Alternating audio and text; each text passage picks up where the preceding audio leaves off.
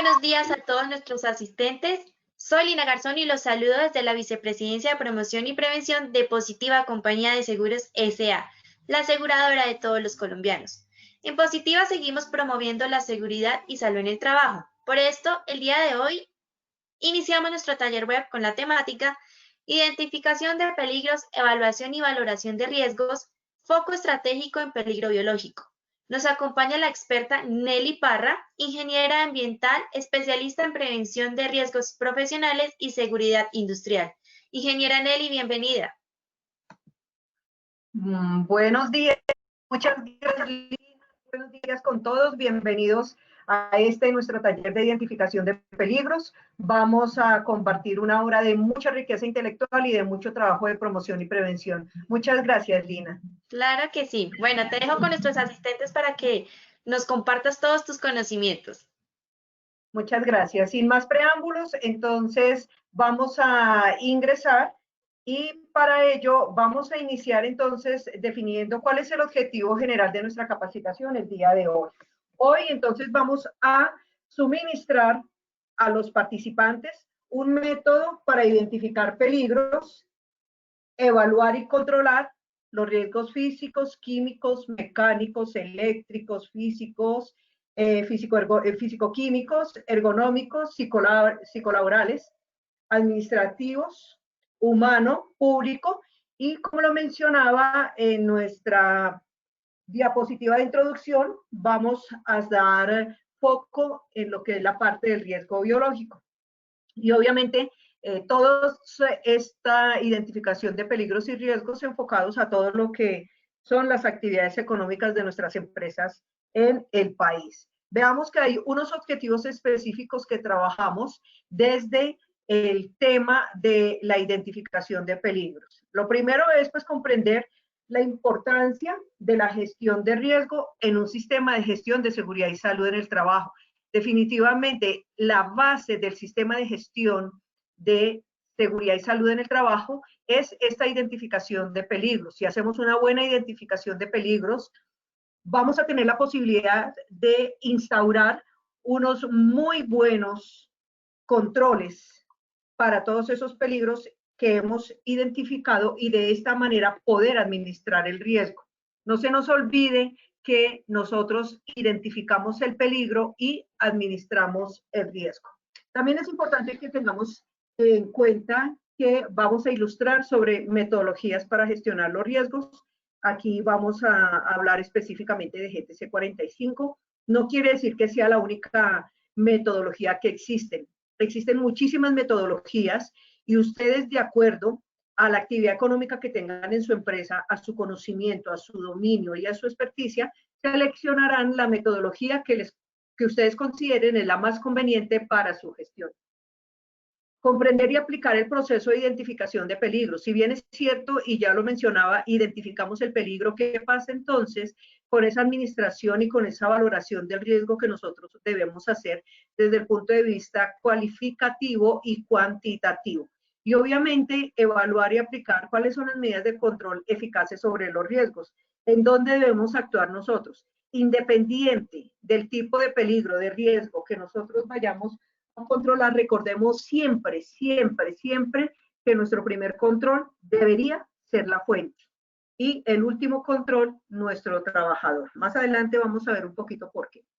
Veamos entonces si nosotros en nuestro día a día estamos expuestos a peligros.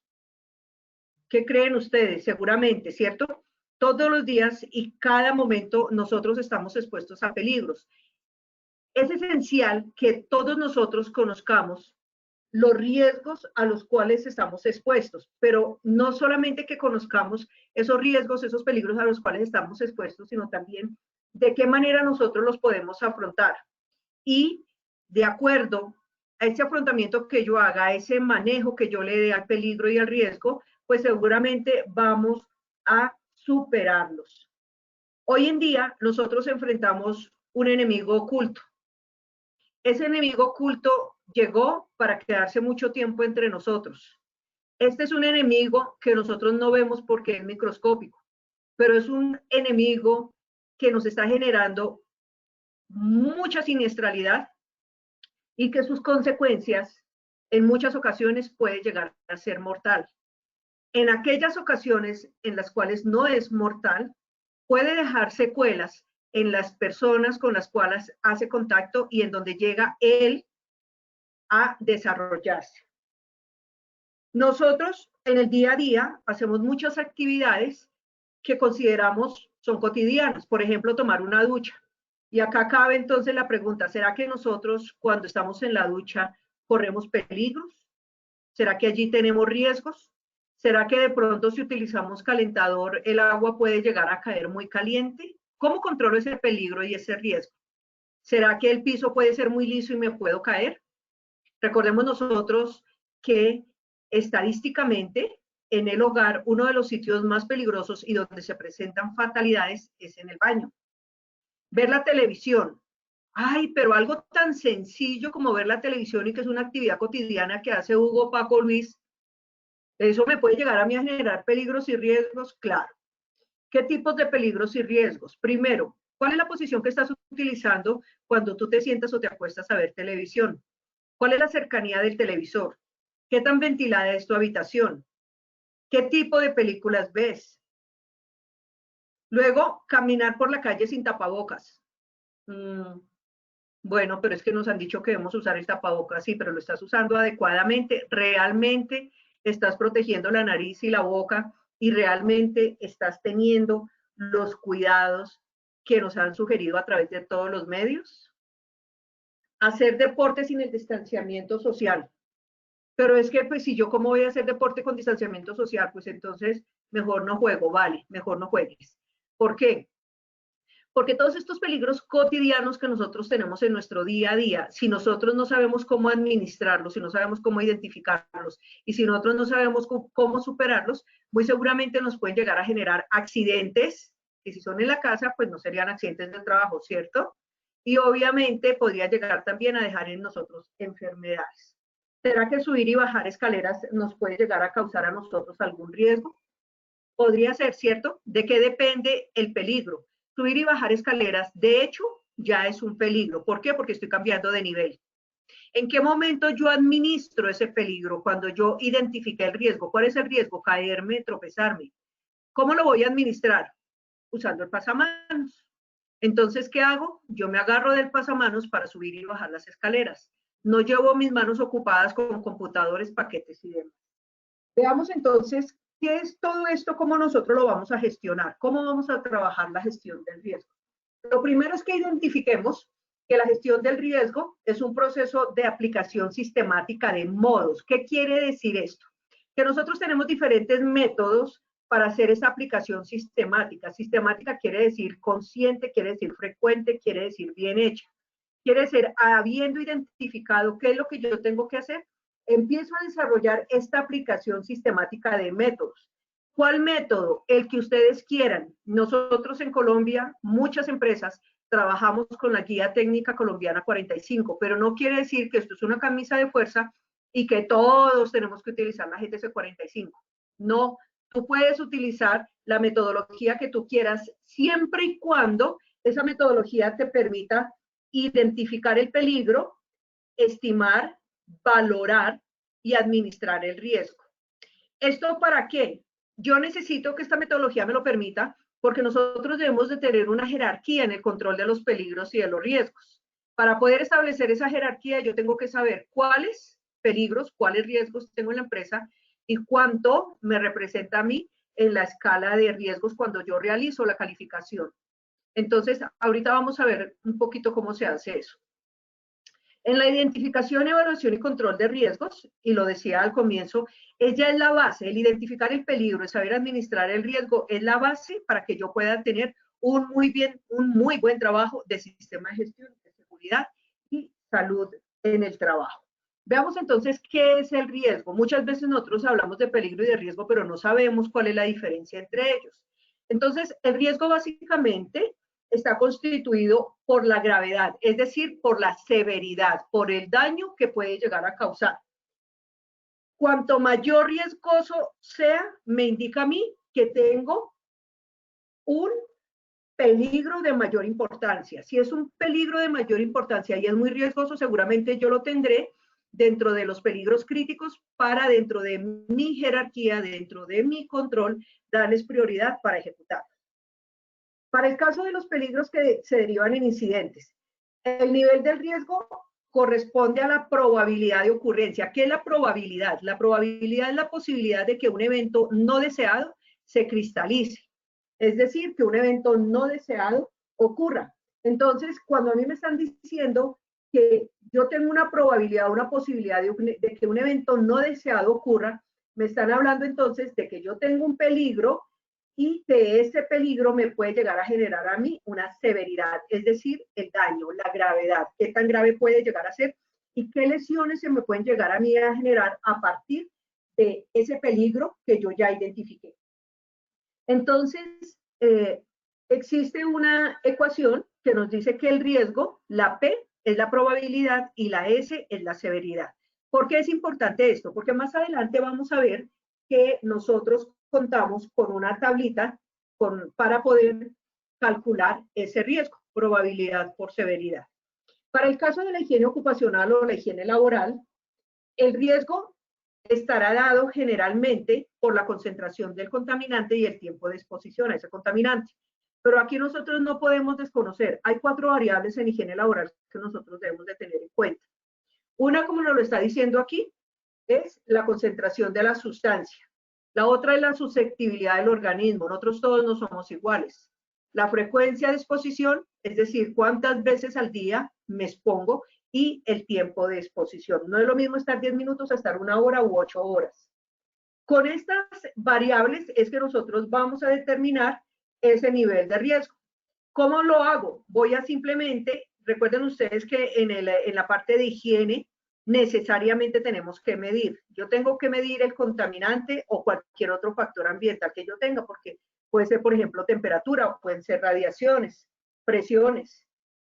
Y con ellos, entonces, yo voy a mirar cuáles son los niveles establecidos por la legislación. Para ello existen los TLBs o los BEIS o la tablita de la ACGIH, que allí ustedes encuentran también los TLBs para cada uno de ellos. Y con base en esos TLBs es que vamos a empezar a mirar nosotros qué tanto riesgo, qué tanto daño tenemos nosotros ahí en la parte de higiene ocupacional.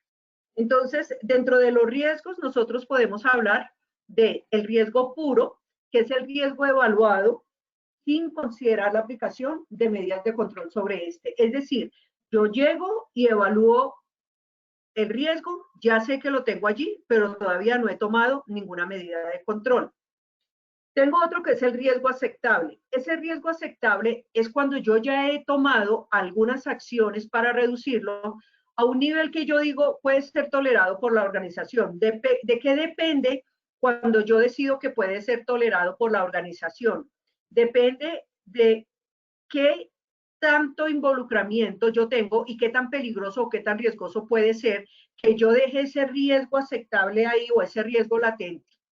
¿Qué es lo importante con el riesgo aceptable? Que no lo descuidemos. Yo lo debo de tener dentro de mis listas de chequeo para estarlo monitoreando todos los días. Debo de tener en cuenta, obviamente, las obligaciones legales y la propia política de salud y seguridad en el trabajo. Hay algunas empresas que en la política de salud y seguridad en el trabajo contemplan que podemos tener riesgos aceptables siempre y cuando no vayan a causar pérdidas o daños PAM. ¿Cuáles son las pérdidas o daños PAM? Pérdidas o daños en la persona, en el ambiente y en la propiedad, es decir, en los materiales. Tenemos otro tipo de riesgo y es el riesgo residual.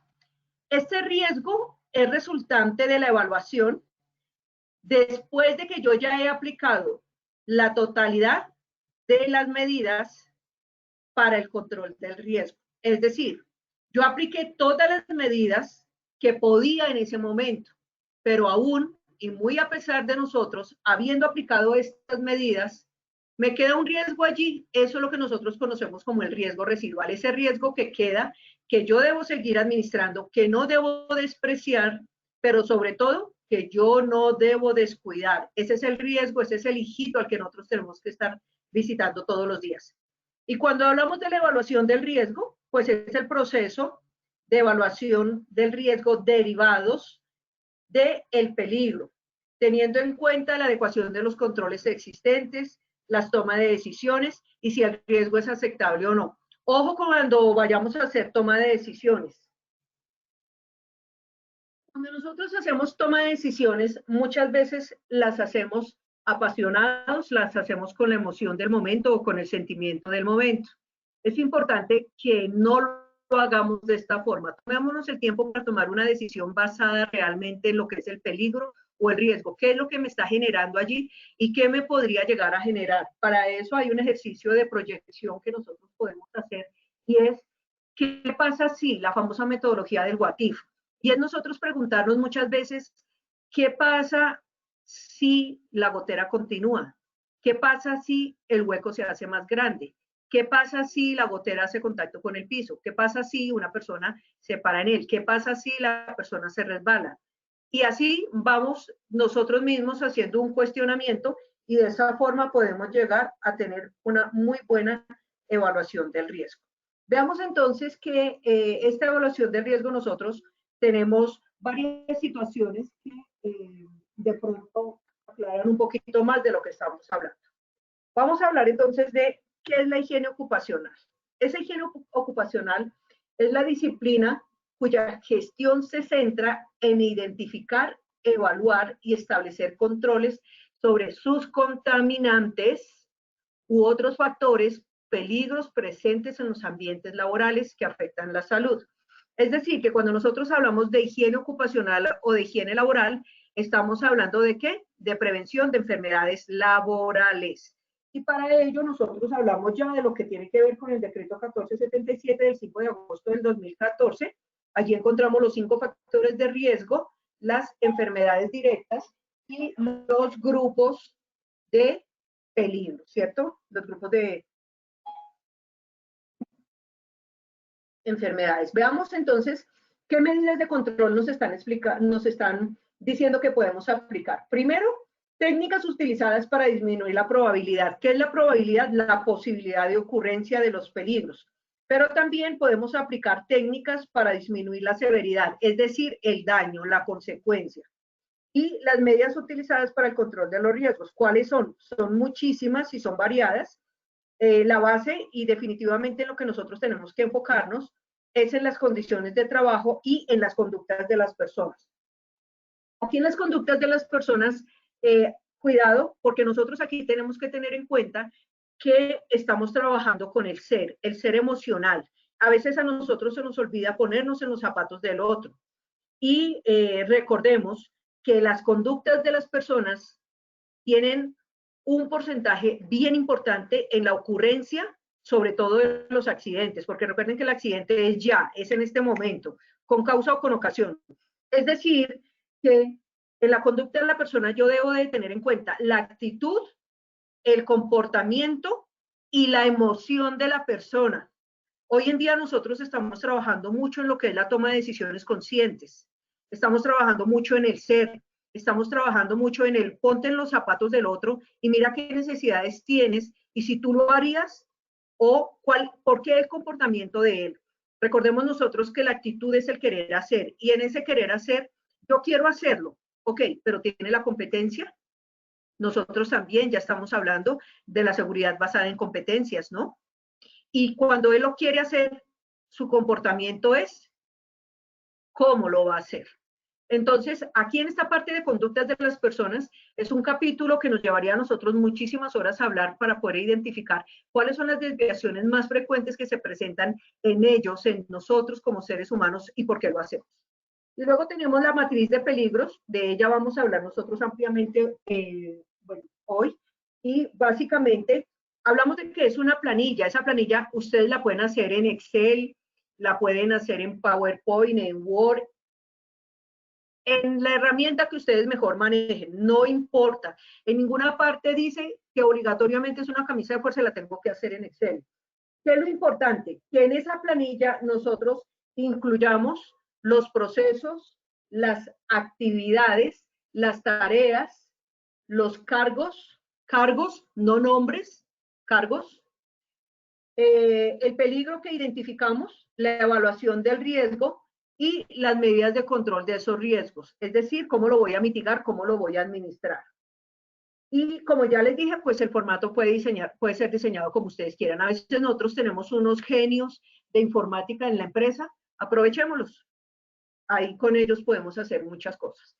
Dentro de esta gestión del riesgo es importante que tengamos en cuenta varios aspectos. Uno de ellos es, por ejemplo, desarrollar lo primero es identificar los peligros. Yo ya identifiqué el peligro, yo ya sé que puede llegar a causarme daños en la empresa. Después de que identifico los peligros, voy a determinar los controles.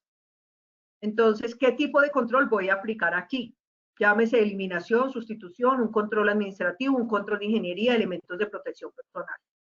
Después de que he determinado el control que voy a implementar, entonces voy a ir a implementar esos controles. Pero recuerden que el control lo debemos implementar en la fuente, en el medio o en el trabajador. ¿Cuál sería la primera instancia en la cual yo trabajaría? En la fuente, ¿verdad? Dejaría al trabajador para lo último. Desafortunadamente nosotros aquí en Colombia hacemos al revés. Dentro de todo este proceso de gestión del riesgo que yo estoy haciendo, debo de estar acompañando la gestión del cambio. Es decir, cuando yo identifique el peligro, yo tengo que mirar qué cambios se pueden llegar a suscitar al interior de mi organización, llámese un proyecto, llámese un proceso, llámese una línea nueva. No importa, lo importante aquí es tener en cuenta el manejo del cambio. Y ojo, ese manejo del cambio debe ser real y duradero. Es decir, que yo no puedo llegar a gestionar el cambio hoy y por la emoción del momento mañana se me olvidó y ya eso es cuento aparte o tarea aparte. No podemos olvidar que después de que yo he implementado ese seguimiento, ese desarrollo, los controles, yo no puedo olvidarme del seguimiento y de estar revisando todo el tiempo. Y obviamente, para poder realizar esa identificación de peligros, ustedes deben de definir la metodología. ¿Cuál metodología? La que ustedes quieran, como a ustedes mejor les parezca.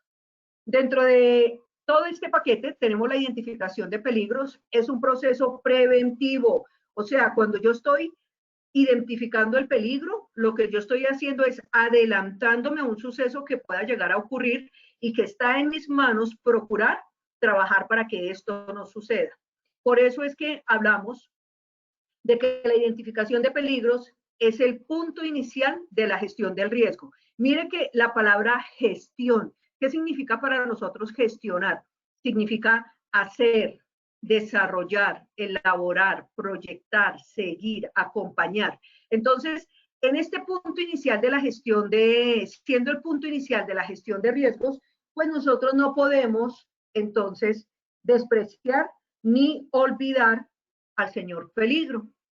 Y nosotros nos definen el peligro como esa fuente o situación que yo puedo tener como una condición en el ambiente de trabajo, pero también puede ser un acto. Es decir, el peligro me lo puede generar a mí una máquina, equipo, herramienta, me lo puede generar una atmósfera tóxica peligrosa, un cambio de temperatura brusco, una radiación, unos cambios de presiones, pero también ese peligro puede estar generado, puede estar acompañado por una acción, es decir, por un acto que desarrolla quién, la persona. Entonces aquí nada se nos escapa. ¿Por qué? Porque tenemos por un lado toda la parte de la condición ambiental de trabajo y por el otro lado tenemos a las personas. ¿Qué es lo que sucede? Que nosotros, este peligro tiene la capacidad de causarnos daño. Es decir, que él puede llegar a generar accidentes de trabajo o enfermedades, pero aquí nosotros tenemos que resaltar que este peligro normalmente se caracteriza por su riesgo.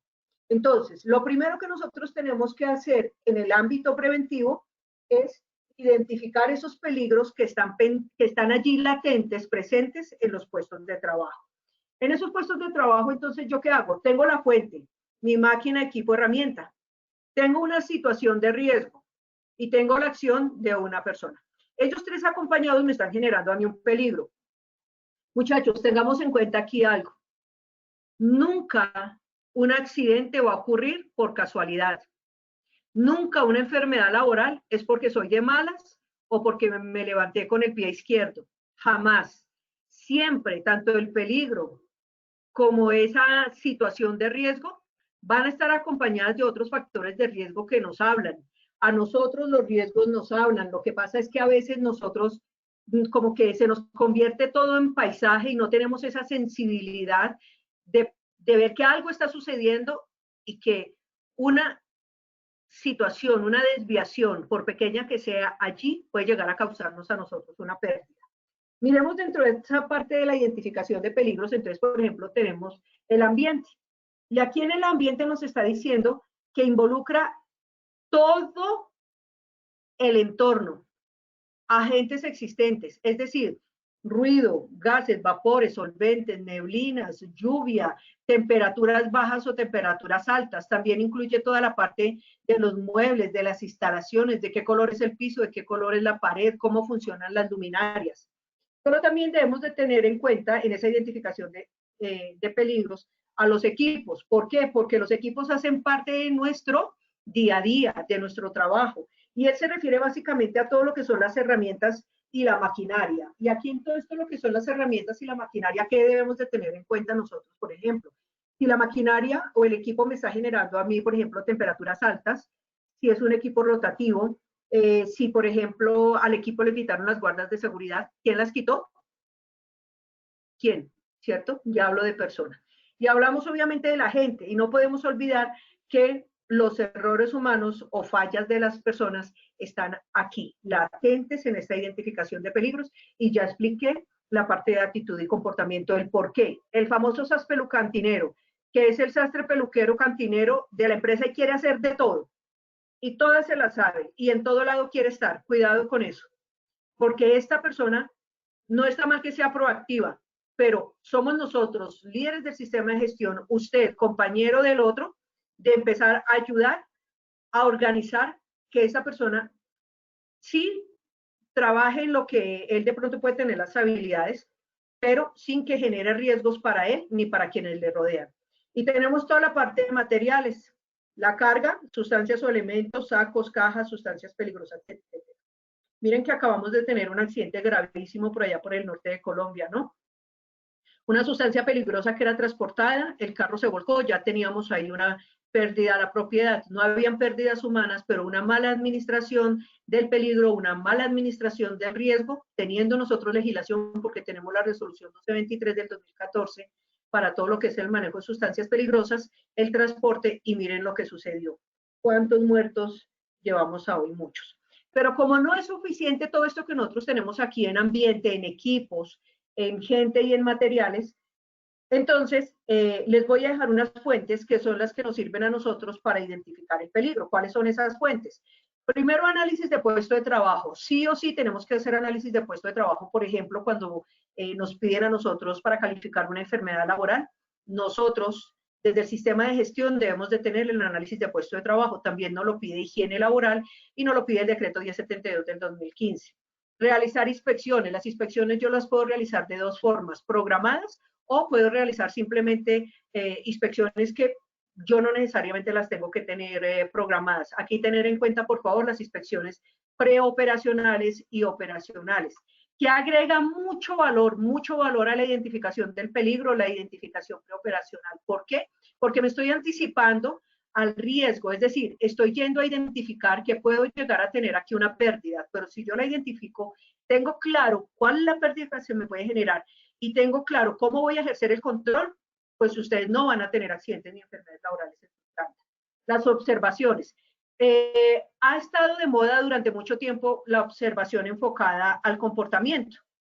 Aquí, pues básicamente hablo de observaciones. Nosotros inspeccionamos equipos, máquinas, herramientas, equipos y observamos personas. Entonces, cuando yo hablo de observación, estoy hablando específicamente de qué instrumentos voy a utilizar para llegar a mirar si mis trabajadores realmente tienen una buena posición, si no están utilizando el cuerpo como herramienta, cuánto tiempo está durando, por ejemplo, en una posición bípeda prolongada, cuántos movimientos repetitivos está haciendo por minuto o por segundo, si tiene, por ejemplo, exposición a radiaciones, cuántos milisievert, por ejemplo, podríamos llegar inclusive a calcularlos, pues ustedes saben que hoy tenemos muchos equipos para medir, ¿no? Otra fuente que tenemos son las caminatas de seguridad. Las caminatas de seguridad son una buena práctica que se ha implementado en muchas plantas. Esta fue una práctica, digamos que es una práctica, es un estándar internacional. A cualquier lugar que uno va, a cualquier país del mundo, las personas hacen las famosas safety walk, o en este caso las caminatas de seguridad. ¿Y ellas en qué consisten? En que yo le entrego un formato, ustedes lo pueden entregar en blanco como ustedes quieran, a los líderes. Entonces hace caminatas de seguridad el presidente, los vicepresidentes, los gerentes, los superintendentes, los supervisores, los líderes de línea, los líderes de equipos de trabajo. Y les entrego un área de la empresa para que ellos vayan y caminen y empiecen a levantar. Escríbame ahí todo lo que vea, todo lo que usted considere que esté mal. No les pidan nada más. ¿Por qué? Porque se supone que el experto en salud y seguridad será el que debe tener el conocimiento para saber en dónde yo voy a enmarcar estos peligros y estos riesgos que me están hablando acá. Entonces, simplemente yo que le digo, todo lo que usted considere que está mal, por favor, escríbamelo ahí. Ah, es que yo vi un trapero recostado a la entrada del baño y no debería estar ahí. No importa, no me justifiques. Solamente escríbame todo lo que usted considere. Cuando ustedes les entreguen estas herramientas, siéntense muy juiciosos y empiecen a clasificarlas. Vayan ustedes hasta el sitio de trabajo y validen. ¿Por qué? Porque alrededor de ese reporte que me están haciendo a mí en la caminata de seguridad, estos líderes, pueden haber otras situaciones que ellos, porque no tienen el ojo expertise, pudieron haber pasado. Los autorreportes de condiciones de trabajo, ¿cuáles son? La participación del trabajador está hoy en día clarísimo en lo que es nuestro decreto 1072 del 2015, los incidentes potenciales, que a veces les damos tan poquita importancia y que son tan importantes y que deberíamos de investigarlos todos. ¿Cuáles son? El casi me caigo, casi me cae ese ladrillo encima, casi me cae el tablón, casi me quemo, casi me corto, casi me atrapa, pero como no pasó, no le damos importancia. Y resulta que estamos perdiendo un material valiosísimo para poder trabajar en promoción y prevención. Los accidentes de trabajo, desafortunadamente, ya se cristalizó la situación, igual que con la enfermedad laboral. Entonces, pero ellos me están dando a mí que fuentes de peligro. Entonces salimos nosotros corriendo y decimos, vamos a hacer aquí algo a prueba de error para que no vuelva a pasar. Sí, pero, ok, vale, chévere, pero ya tuve una pérdida. Infraestructura, equipos y materiales. Por favor, tómense en el trabajo de revisar las paredes, los techos, las goteras, las lámparas, los teléfonos, las ruedas de las sillas que nosotros utilizamos a nivel administrativo. Muchos de nuestros colaboradores utilizan la silla como si fuera una silla de ruedas. Entonces, ellos impulsan en la silla para atender el teléfono, para ir al computador, para ir al archivador, para llegar a la fotocopiadora, para llegar a la impresora. No, pues se supone que la silla no es para eso, sin embargo ellos lo hacen. Y cuando esas rueditas fallan, la silla se les voltea y tenemos fracturas, tenemos esguinces. Inclusive conozco un caso de una persona que tuvo una fractura a nivel cervical porque se fue hacia atrás por rodarse en la silla. Entonces, fíjense, todo esto tenemos que revisarlo. En los peligros fuera del trabajo, por ejemplo, los conductores de camiones, los repartidores, todo lo que tiene que ver con estafetas, lo que son, por ejemplo, las personas que atienden a domicilio. Y ya lo mencioné en la diapositiva anterior, el manejo del cambio. Pero ese manejo del cambio tenemos que trabajarlo para que sea real y duradero. Y las pérdidas, PAN, que no son otra cosa más que las pérdidas en las personas, en el ambiente y en los materiales. Hablemos entonces un poquito de qué es el incidente.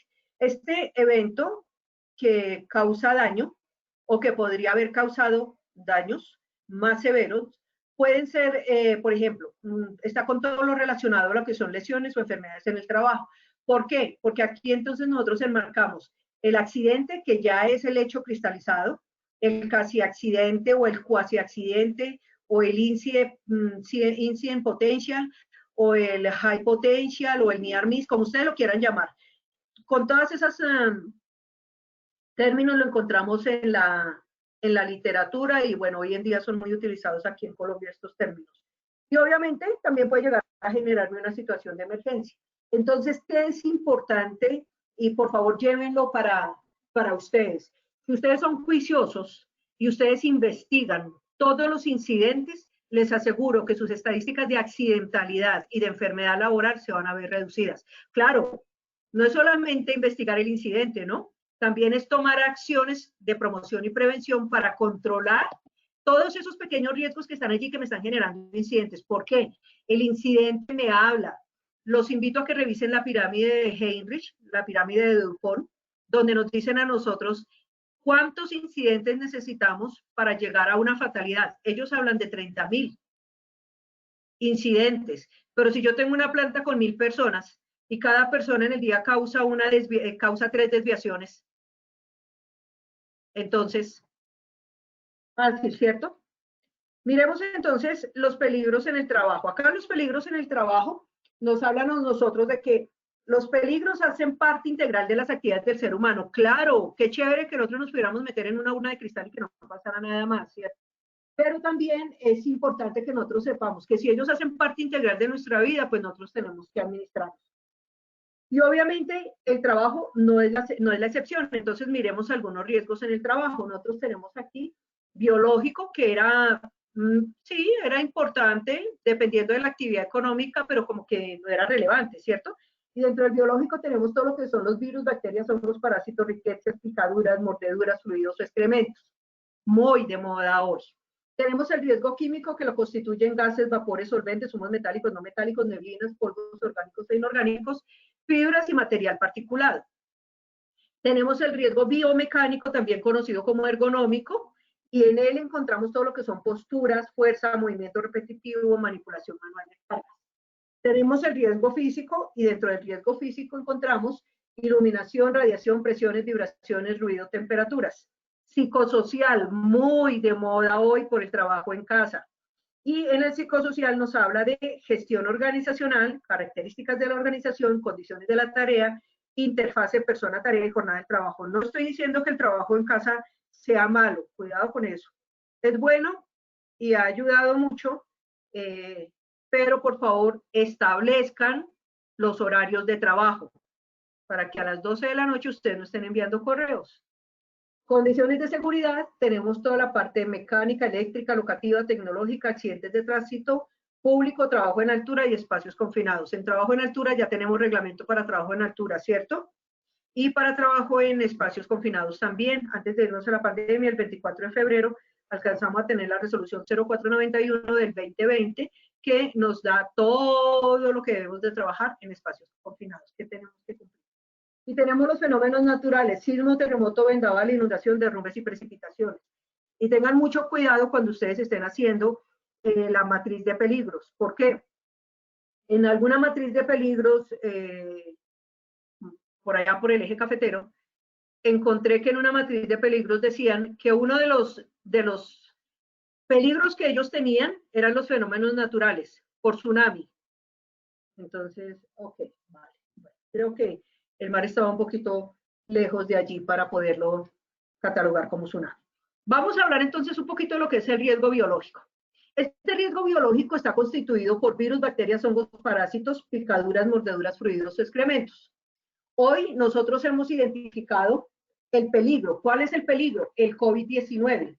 Ahora se deben incluir los protocolos de bioseguridad. ¿Para qué incluyo protocolos de bioseguridad? Porque necesito administrar el riesgo. Ya identifiqué el peligro, ahora necesito administrar el riesgo. ¿Cómo voy a administrar ese riesgo? A través de los protocolos de bioseguridad. Por eso dice administrar. ¿Y cómo voy a hacer? De acuerdo a la actividad económica que yo tengo, entonces tenemos todos los protocolos para empezar a trabajar en ellos. Y mirar cómo es que nosotros vamos a sentar precedentes que por tratarse de un virus, en este caso, nosotros estamos enfrentando una situación, una pandemia en la cual nos estamos enfrentando a un virus. Tenemos un problema agregado a ese virus, y es que los virus son mutantes. Entonces, hoy tiene 3 paticas, mañana tiene 4. Mañana empezamos a trabajar para las 4 paticas, pasado tiene 6. Y así. Entonces, como esos virus son mutantes, en este caso nosotros para el riesgo biológico debemos de extremar los cuidados para evitar el contagio.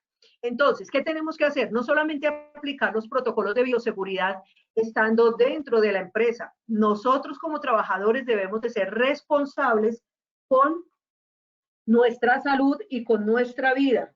¿Y cuál es la responsabilidad con nuestra salud y nuestra vida? Yo me cuido dentro de la empresa, pero también me cuido fuera de la empresa. Es decir, afuera de la empresa yo uso mi tapabocas, utilizo los guantes, lavo mis zapatos. Ahorita, al inicio de la charla, nos pasaban un video donde nos estaban hablando de todas estas situaciones que debemos de tener en cuenta, ¿cierto? Si compro algo en la calle y llego con bolsas a mi casa, pues las desinfecto antes de. En el monitoreo biológico, ¿qué es el monitoreo biológico? Es una evaluación periódica de muestras biológicas, por ejemplo, sangre, orina, heces, cabello, leche materna, entre otros, tomadas a los trabajadores con el fin de hacer seguimiento a la exposición. Este se utilizaba muchísimo para toda la parte de las sustancias químicas. Hoy en día nosotros sabemos que tenemos monitoreo biológico a través de todas las pruebas que hacemos para el riesgo biológico, puntualmente para el COVID-19. Y esto lo hacemos, obviamente, para poder identificar si tenemos dentro de la población alguna persona que esté contagiada y que pueda llegar a causar daños a los trabajadores. Hablemos de la determinación cualitativa a nivel de la eficiencia de los peligros higiénicos. Entonces, cuando yo no tengo disponibles mediciones de los peligros higiénicos, se pueden utilizar algunas escalas para determinar el nivel de eficiencia y así poder nosotros iniciar la valoración de los riesgos. Entonces, esto lo podemos hacer de forma sencilla. Como es una evaluación subjetiva que yo estoy haciendo, se pueden cometer errores. ¿Por qué? Porque yo puedo decir, uy, aquí está haciendo frío, pero viene Paco y me dice, uy, no, acá está haciendo calor. Es subjetiva, entonces no es muy recomendable precisamente por eso. Dentro del virus, bacterias, dentro del riesgo biológico, virus, hongos, bacterias y parásitos, entonces nosotros tenemos la calificación del peligro. Entonces nosotros tenemos el peligro. En este caso, todas nuestras empresas, todas nuestras matrices de peligros, cuando nosotros tenemos aquí, hemos identificado, si no han actualizado su matriz de peligros, deben hacerla y deben incluir el riesgo biológico. Y en el riesgo biológico debemos de calificarlo como muy alto. No puede ser alto, medio ni bajo. Es que yo solamente tengo 5 trabajadores. Es que no es por la cantidad de trabajadores, es por el riesgo, lo que significa. Entonces, cuando yo digo muy alto, ¿por qué muy alto? Porque la definición dice, provocan una enfermedad grave. ¿El COVID provoca una enfermedad grave? Sí, inclusive es mortal. ¿Y constituye un serio peligro para los trabajadores? Sí, porque su contagio es muy fácil de propagar. Su riesgo de propagación es elevado y no se conoce el tratamiento eficaz en la actualidad. ¿Tenemos vacuna? No. ¿Tenemos medicamento? No. ¿Tenemos tratamiento? No. Por eso se califica como muy alto. Les dejo alto, medio y bajo como literatura para que, pues, que sepan ustedes que eso está. ¿Tenemos normatividad vigente? Sí, tenemos el decreto 1072 del 2015, el numeral 2.2.4.6.15, que me habla de la obligación de desarrollar una metodología que sea sistemática para hacer la identificación de los peligros y hacer la administración de todos estos riesgos. En ese mismo numeral nosotros encontramos el parágrafo 1 de la identificación de peligros y evaluación de los riesgos. Dice que debe ser desarrollada por el empleador o contratante con la participación de todos los niveles de la empresa. ¿Qué quiere decir esto? Que aquí participamos desde el presidente de la compañía hasta el señor que tenga el cargo más bajo dentro de la empresa. Es decir, que todos y cada uno de nosotros somos responsables de esa identificación de peligros y de esa administración de riesgo. En el parágrafo 2 nos dice que de acuerdo a la priorización, de acuerdo a la naturaleza de los peligros, debemos de priorizarlos y que el empleador o contratante utilizará metodologías. ¿Cuál? La que ustedes quieran. Que no importa la metodología que ustedes vayan a aplicar, lo importante es que se esté identificando. Veamos el parágrafo 3 que nos dice. Dice que el empleador debe informar al comité paritario. Recuerden que el comité paritario o el vigía, si tengo una empresa de menos de 10 trabajadores de seguridad y salud en el trabajo, se le deben de comunicar los resultados de las mediciones ambientales. ¿Para qué? Porque el comité paritario es un ente que nos puede aportar a nosotros muchísimo frente a lo que es el control del riesgo. Y tenemos el parágrafo 4 que dice que se debe identificar en el sistema de gestión de seguridad y salud en el trabajo los trabajadores que se dediquen de forma permanente a las actividades de alto riesgo. Esto lo encontramos nosotros en el decreto 2090 del 2003 que nos habla de todo lo que son las actividades de alto riesgo. Esta es una sugerencia que les dejo de cómo deberíamos nosotros de trabajar la matriz de peligros. Este cuadro ustedes lo encuentran en la guía técnica colombiana. Básicamente incluye el proceso, lugar o zona, las actividades, tareas, si es rutinaria, no rutinaria, el peligro, el grupo de controles existentes, nivel de exposición, el nivel de probabilidad interpretación del nivel de probabilidad, nivel de consecuencia, nivel de riesgo, interpretación del nivel de riesgo, cuál sería la peor consecuencia y las medidas de intervención. Aquí en la siguiente diapositiva les estamos entregando el instructivo del diligenciamiento, que no es otra cosa más que lo que debe contener la tabla. Y ahí les dicen cada linecita que debe ir en cada una. Hablemos del nivel de deficiencia.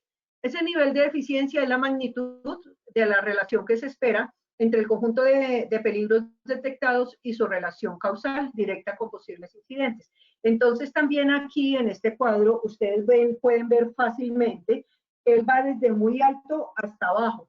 Pero ojo, porque miren que muy alto es 10, y acabo de decirles que debemos de calificar el riesgo biológico como muy alto porque todavía no tenemos la forma de controlarlo, ¿verdad? Entonces, pues para que lo tengan en cuenta cuando vayan a calificar riesgo biológico. Hablemos del nivel de exposición. Simplemente es la situación de exposición a un peligro que se presenta durante un tiempo determinado en la jornada laboral.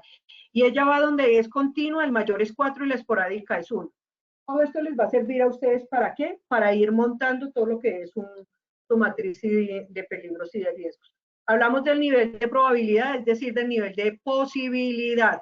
Y miren que aquí nos está diciendo que es el producto del nivel de la deficiencia por el nivel de exposición. Es decir, yo me voy aquí atrás, y aquí atrás me dijo que mi nivel de eficiencia era muy alto, era 10, y el nivel de exposición puede ser 3. Entonces multiplico 10 por 3 y aquí me da 30. Al tener 30, quiere decir que mi nivel de deficiencia está entre muy alto a alto, estaría en 10 muy alto, porque está en 30. Aquí el nivel de exposición, nivel de probabilidad 3. ¿Ok?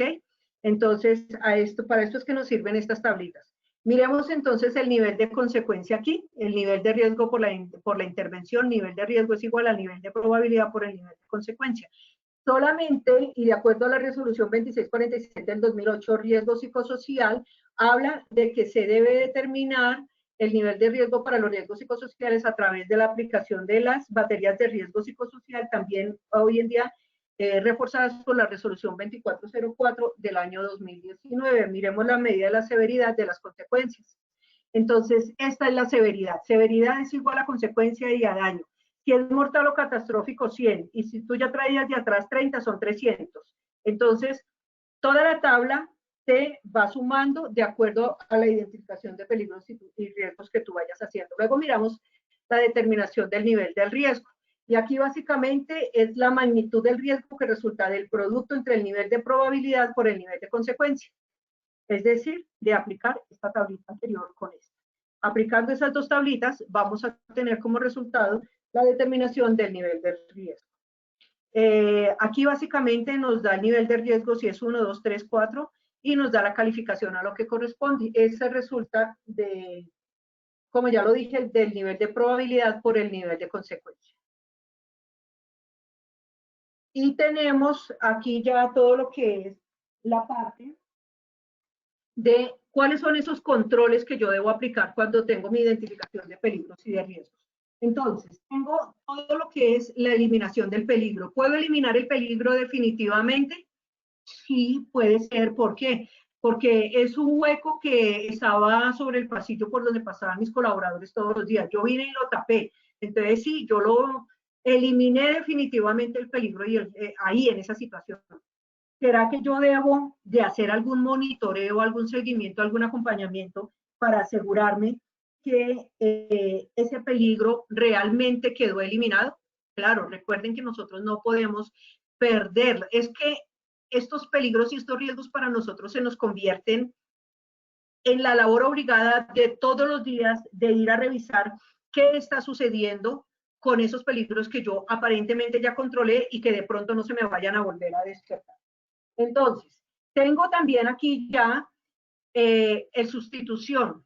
Es reemplazar el material, equipo, proceso por uno de riesgo inferior. Por ejemplo, yo encuentro en la planta que mis trabajadores están asegurando el borde de una caneca, el caucho que la recubre, la están golpeando con la mano. Entonces, ¿qué hago? Me invento un martillo de goma, me invento una herramienta que haga que ellos dejen de utilizar la mano como herramienta y que tengan que utilizar la herramienta que yo les estoy dando. Es decir, siempre mirar de qué manera yo puedo sustituir. Por ejemplo, en material peligroso, el ejemplo más claro que tenemos es el de asbesto. ¿Por qué podemos sustituir el asbesto? Porque el asbesto es cancerígeno y está considerado como una enfermedad directa. Entonces, ¿por qué lo puedo sustituir? En los controles de ingeniería básicamente hablamos de todo lo que es rediseñar los equipos o procesos de trabajo. Inclusive un control de ingeniería puede ir hasta rediseñar un puesto de trabajo. Y el control administrativo, pues es todo lo que nosotros trabajamos desde el punto de vista más, digamos que cercano a la persona, implementando controles como, por ejemplo, programas de capacitación, entrenamiento, señalética, procedimiento, protocolos, estándares, normas, políticas. Y por último, deberíamos de pensar en la entrega y uso de elementos de protección individual. Sin embargo, para ninguno de nosotros es un secreto que esta pirámide la hacemos al contrario, ¿cierto? Bueno, muchachos, esto es como la parte del control que podemos aplicar para administrar esos peligros y esos riesgos. Los voy a dejar con unos tips. En estos tips, entonces, básicamente encontramos el peligro se identifica, el riesgo se administra. Durante toda la charla lo dije. Los peligros nos hablan, claro, vayámonos allá a las fuentes donde ellos nos están diciendo qué puede llegar a pasar. Calificar adecuadamente un riesgo te permitirá hacer un buen plan de acción de control. Clarísimo, ¿no? La higiene industrial se enfoca en la prevención de enfermedades laborales y la seguridad industrial se enfoca en la prevención de accidentes de trabajo. Ojo, ¿por qué? Porque en la prevención de enfermedades laborales podemos llegar a ser un poco subjetivos, mientras que en la prevención de accidentes de trabajo no. ¿Por qué? Porque en accidentes de trabajo yo tengo toda la metodología que me la da la gente C45, mientras que en enfermedad laboral necesariamente tengo que medir. Me gustó acompañarlos el día de hoy. Lina, muchas gracias. Estoy atenta a las preguntas.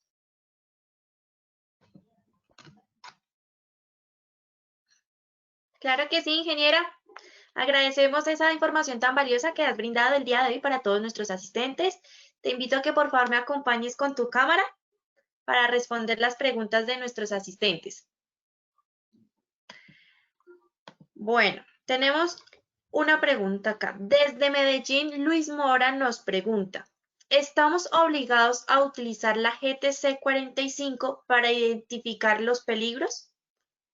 Ok, gracias. No, Milina, es específicamente lo que hablaba dentro de la charla, y es que cada empresa es libre de adoptar la metodología que considere. La GTC 45 la tenemos como una guía técnica colombiana que puede ser utilizada. De hecho, muchas empresas la utilizamos, pero no es obligatorio. Yo puedo determinar mi propia metodología siempre y cuando cumpla con los parámetros que di durante la charla. Listo, perfecto. Carlos Antonio Roa, desde Montería, pregunta, ¿qué variables debemos tener en cuenta para identificar el riesgo higiénico? Vale, bueno, dentro de las variables que nosotros tenemos entonces la concentración de la sustancia, es decir, ¿qué tengo allí? Partes por millón, si es por ejemplo material particulado, la concentración de la sustancia. Debemos de tener en cuenta la susceptibilidad del organismo, recordemos que no todos somos iguales, tener en cuenta la frecuencia de exposición y el tiempo de exposición. Son 4 variables que nos permiten a nosotros evaluar claramente el riesgo higiénico. Bueno, es una de las tantas herramientas que tenemos para evaluar riesgo higiénico. Perfecto, ingeniera. Luisa Montes, desde Chía, Cundinamarca. ¿Cuál es el orden de prioridades en el control del riesgo? Ok, vale, bueno, lo acabamos de ver, gracias.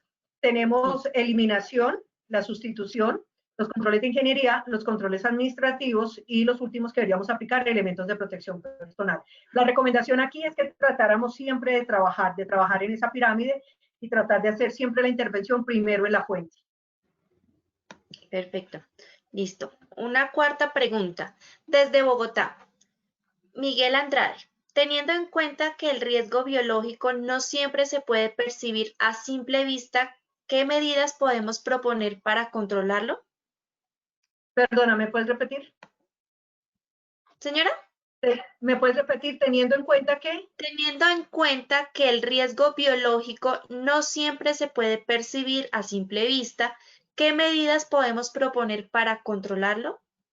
Ok, Vale, es lo que hablábamos del riesgo biológico frente a todo lo que es el cumplimiento y la aplicación de los protocolos de bioseguridad. Definitivamente no hay absolutamente nada más en este momento. ¿Por qué? Porque estamos hablando del control. Ya lo tenemos identificado y sabemos que el peligro es el COVID-19. Sabemos que el riesgo es el virus. Entonces, ¿qué tenemos que hacer ahora? Trabajar en todos estos controles, en los protocolos de bioseguridad, de tal forma que si los aplicamos con disciplina y de manera juiciosa, vamos a tener excelentes resultados y muy seguramente entre todos vamos a lograr controlar un poco toda esta proliferación del virus.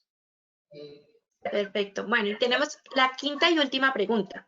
Luz Adriana Olarte desde Chaparral, Tolima, pregunta, ¿cada cuánto debo actualizar la matriz de peligros? Buenísima pregunta, excelente. Bueno, la matriz de peligro se debe actualizar casi que de manera, yo diría que cada vez que ocurra un accidente de trabajo, una enfermedad laboral, cada vez que cambie mi proceso, cada vez que cambie máquinas, equipos, herramientas, cada vez que tenga reportes de incidentes que me estén hablando a mí de que tengo un potencial alto aquí que me puede llegar a generar una pérdida. Es decir, la matriz de peligros, por ser sistemática, organizada, requiere de una disciplina que me lleve a mí que cada vez que ocurra cualquier evento dentro de la organización, yo la debo de actualizar. Muchas gracias, Lina. Perfecto, ingeniera, muchas gracias a ti. Agradecemos por haber compartido tus conocimientos con todos nuestros asistentes en este importante espacio educativo. Muchas gracias. Gracias a todos por ustedes estar ahí. Gracias por las preguntas. Creo que fue una muy buena, muy productiva charla. Muchas gracias. Felicidades Claro para todos. Muchas gracias. Y por supuesto también agradecemos a todos por su participación activa. Les recuerdo y para los asistentes que nos están preguntando que la grabación de este taller web la pueden visualizar 72 horas después de finalizado el taller en www.posipedia.co. Los certificados los pueden generar de 1 a 8 días hábiles en el portal Travesía www.positivatravesía.co. Agradecemos a todos su compromiso con la prevención, que tengan un feliz día. Los dejo con el siguiente video. Positiva Educa.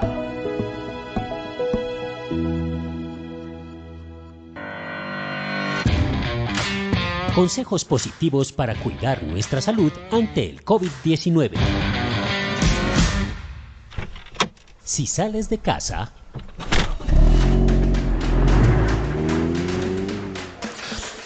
la lista: arroz, azúcar, granos. A ver, aquí está. ¿Cuánto es? Ok. 10, 20, 30, 40. Tome. Muchas gracias.